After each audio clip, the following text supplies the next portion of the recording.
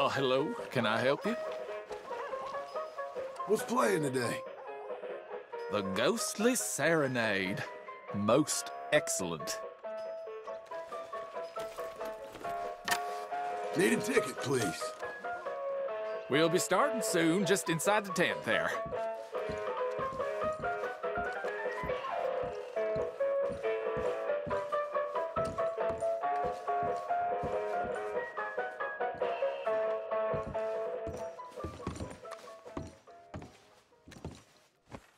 Greetings and salutations, gentlefolk. This here's the story about a young couple from the village of Annisburg that was courting a few years after the Revolutionary War. Courting in the woods, as you know young people are wont to do. Stealing away all sneaky-like. Girl by the name of Ethel Beauchard snuck out of the parlor one evening just as soon as her mother went out to hang clothes on the line from the washing. She met up on the road by her farm with a boy by the name of Eugene Hutton. Now, the Hutton boy was an athletic chap, liked boxing, fishing, and swinging Indian clubs. It's quite singular to the story that he didn't seem all that inclined to go to war in the preceding years leading up. Well, they walked in the woods for a while. Pretty soon they lost their bearings and no longer knew the north from the south, nor east from west neither. Then they heard a low, moaning sound. "What's that terrible noise?" she said all atrim. "Must be a sick calf looking for its mama. They've been known to bawl like that. Let me take a look," said Eugene. Well, old Eugene went and disappeared around a tree, came out the other side, and gave her a terrible fright. Boom!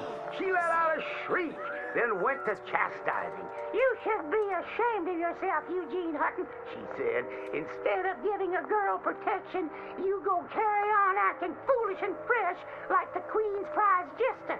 But right then and there, a chilly wind blew through and knocked off Eugene's hat. "I need to get back home. My mama has a terrible temper. She's like to stomp up and down if she finds out we're missing." She is a fair, stout woman, Eugene noted.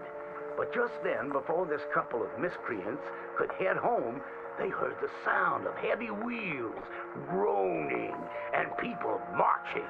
The cacophony grew closer and closer, and through the fog they could make out the shapes of ghost horses pulling spectral cannons, and dead soldiers marching as if their graves could no longer contain them, each wearing a vile red coat.